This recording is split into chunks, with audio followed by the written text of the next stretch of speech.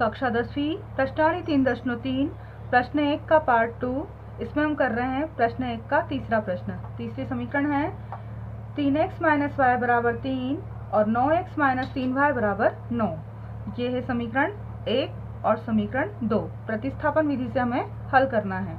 हम लिखते हैं सबसे पहले समीकरण 1 से।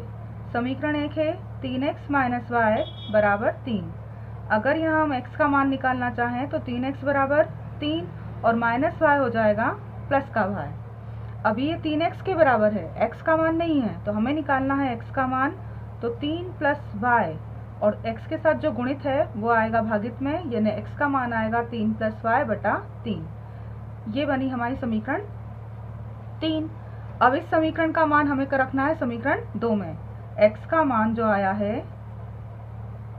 समीकरण 2 में प्रतिस्थापित करें हम।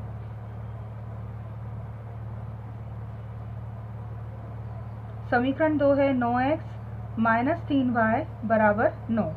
9 x के स्थान पर हमें मान रखना है 3 प्लस y बटा 3 माइनस 3y बराबर 9। 3 त्रिका 9, ये कट गया।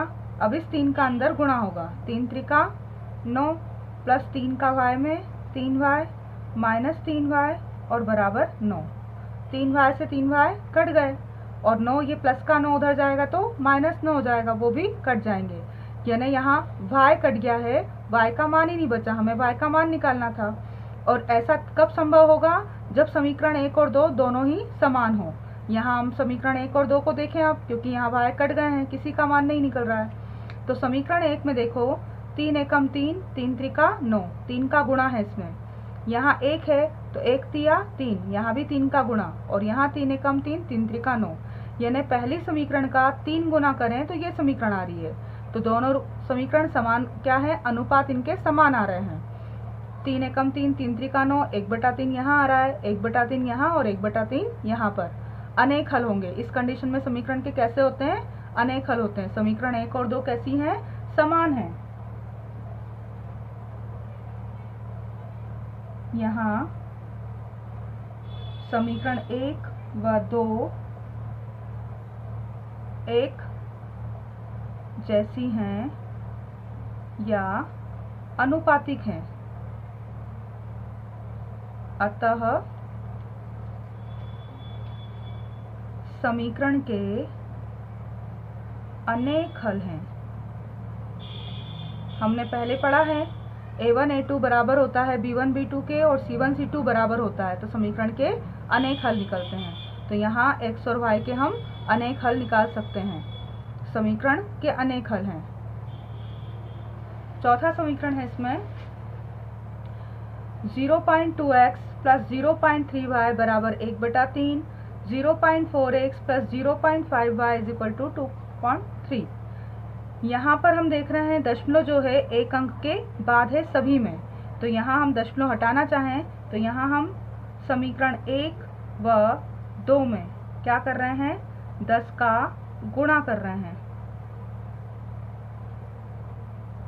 अगर यहाँ 10 का गुणा कर देंगे 0.2 में, 0.2 में 10 का गुणा करें, 10 दूनी 20 और 0.1 अंक के बाद है, तो यहाँ आ जाएगा 2.0 और दशमलव के बाद 0 का कोई मतलब नहीं होता।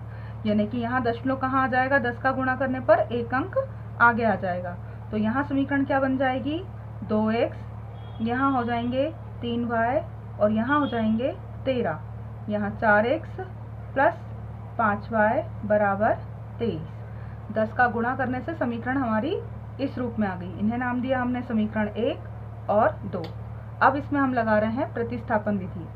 तो समीकरण 1 से समीकरण 1 लिखी, 2x प्लस 3y बराबर 13। x का मान निकालना है हमें, तो 2x बराबर 13 प्लस 3y हो जाएगा माइनस 3y। तो x का मान आएगा 13 माइनस 3y, और 2 जो x के साथ गुणा में थे वो कहाँ जाएंगे, बटे में। ये हो गया x का मान, इसको नाम दिया हमने समीकरण 3 का। अब x का जो मान आया है वो हमें कहाँ रखना है, समीकरण 2 में प्रतिस्थापित करना है।